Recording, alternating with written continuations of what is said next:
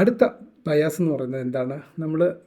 നമ്മുടെ വീട്ടിലൊക്കെ നിങ്ങൾ സ്ഥിരമായിട്ടും ചില വസ്തുക്കളുണ്ട്, ഒരു ഉപയോഗവും ഇല്ലാത്ത വസ്തുവാണെങ്കിലും നമ്മുടെ വീട്ടിൽ നല്ല സ്പേസസ് ഒക്കെ പാഴടഞ്ഞ് പോകുന്ന ഒരു തരത്തിൽ അതങ്ങനെ കെട്ടിക്കിടക്കുകയാണ്. വർഷങ്ങളോളം നമ്മൾ എന്താ പറയുക അങ്ങനെ വെച്ചേക്കും.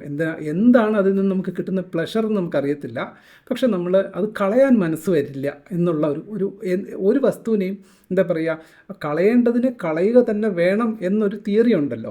അത് പലപ്പോഴും എന്താ പറയുക ചെയ്യാറില്ല നമ്മൾ. ഇതെല്ലാവർക്കും കോമൺ പീപ്പിൾ, നമ്മളെല്ലാവരും മനുഷ്യരാണ്. നമുക്കൊക്കെ ഇത്തരത്തിലുള്ള ഒരു ബയാസ് ചിലപ്പോൾ അങ്ങനെ എല്ലാവർക്കും ഉണ്ടെന്ന് ഞാൻ പറയുന്നില്ല, എനിക്കെന്തായാലും ഉണ്ട്. അത്തരം ഈ കോമൺ ലൈഫിലുള്ള ബയാസ് എനിക്കും ഉണ്ട്. എന്താണ് ഈ പറയുന്ന സാധനങ്ങൾ? ഇപ്പോൾ ഒരു ഷൂ ഉണ്ട്, അത് ഉപയോഗിച്ചില്ലെങ്കിൽ പോലും, അത് വേസ്റ്റ് ആയാൽ പോലും ചിലപ്പോൾ അത് ഇരിക്കട്ടെ സൂക്ഷിച്ച് വയ്ക്കുക. അല്ലെങ്കിൽ ഒരു ഉപയോഗശൂന്യമായ ഒരു പഴയ വസ്തു, അതിപ്പോൾ ടേപ്പ് റെക്കോർഡർ ആയിക്കോട്ടെ, അല്ലെങ്കിൽ എന്തെങ്കിലും ആയിക്കോട്ടെ, അല്ലെങ്കിൽ അത് സ്ഥലം അവിടെ ഒക്കുപ്പൈ ചെയ്യുന്നത് വേസ്റ്റാണ്, പൊടിയടിക്കുന്നു ഒക്കെ ശരി തന്നെയാണ്. പക്ഷെ എന്നാലും അത് സ്ക്രാപ്പിന് കൊടുക്കാതെയോ അല്ലെങ്കിൽ ഒന്നും ചെയ്യാതെ അങ്ങനെ വെച്ചേക്കുക, വർഷങ്ങളോളം കെട്ടി വെച്ചേക്കുന്ന ഒരു തരം ബയാസ്. സോ അതും ഒരു കൈൻഡ് ഓഫ് ബയാസ്. അതിനാണ് risk aversion bias in terms of share market. Share മാർക്കറ്റിൽ അതിനെ എങ്ങനെ പറയുന്നു? നമ്മൾ സിമ്പിളായിട്ട് SL വെച്ചാലും സ്റ്റോപ്പ് ലോസ് വന്നാലും ലോസ് പോയാലും പിന്നെയും തിരിച്ച് കയറി വരും എന്നുള്ള തോന്നൽ, അവിടെ തന്നെ ഇരിക്കട്ടെ എന്നുള്ള ഒരു തോന്നൽ. അപ്പോൾ അതിനെ നമുക്ക് ഒഴിവാക്കേണ്ടതാണ് എന്ന് നമുക്ക് ബോധ്യമുണ്ട്. നമ്മുടെ ഉൾമനസ്സ് നമ്മളോട് പറയുന്നുണ്ട്, ആ ലോസ് നമുക്ക് പിന്നെ റിക്കവർ ചെയ്യാം, പ്രോബ്ലം ഇല്ല, നൗ യു എക്സിറ്റ് എന്ന് നമ്മുടെ ഉള്ളിൽ ഒരാളിരുന്ന് പറയുന്നുണ്ട്, നമ്മുടെ നോളജ്.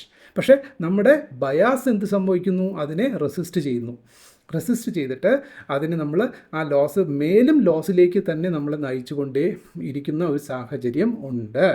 സോ അത്തരം സാഹചര്യങ്ങൾ നമ്മൾ എന്ത് ചെയ്യണം? ഒഴിവാക്കണമെന്നാണ് ഷെയർ മാർക്കറ്റിൽ പറയുന്നത്. അത് എക്സ്പേർട്സ് നമ്മളോട് പറയുന്നത്. അതുകൊണ്ടാണ് അവർ അതിലൊരു ടേം കൊടുത്തിരിക്കുന്നത്. എന്താണ്? Loss aversion bias. ലോസ് എന്ന് പറയുന്നത്, അല്ലെങ്കിൽ ലോസ് അവേർഷൻ ബയാസ്, അല്ലെങ്കിൽ റിസ്ക് അവേർഷൻ ബയാസ്. റിസ്കിനെ ഒഴിവാക്കാനുള്ള മാനസിക നില ഇല്ലായ്മ. ലോസ് വന്നാലും ഇനിയും തിരിച്ച് കയറും. പ്രോഫിറ്റ് വന്നു കഴിഞ്ഞാൽ ഉണ്ടാകുന്ന നമ്മുടെ ഹാപ്പിനെസ്, നമ്മൾ എത്രത്തോളം എക്സിറ്റ് ചെയ്യാൻ കാണിക്കുന്ന എന്തൂസിയാസം, ലോസ് വന്നു കഴിഞ്ഞാൽ നമ്മൾ കാണിക്കില്ല എന്നുള്ളതാണ് സാരം, ചുരുക്കി പറഞ്ഞാൽ. സോ അതും നമ്മൾ ഒഴിവാക്കേണ്ടുന്ന ഒരു ബയാസാണ്, നിങ്ങൾ എഴുതി വെക്കേണ്ടുന്ന ബയാസാണ്. നമ്മൾ മൂന്നാമത്തെ ബയാസ് പറഞ്ഞു കഴിഞ്ഞു, റിസ്ക് അവേർഷൻ അല്ലെങ്കിൽ loss aversion bias. Investments in the securities market are subject to market risk. Read all the related documents carefully before investing.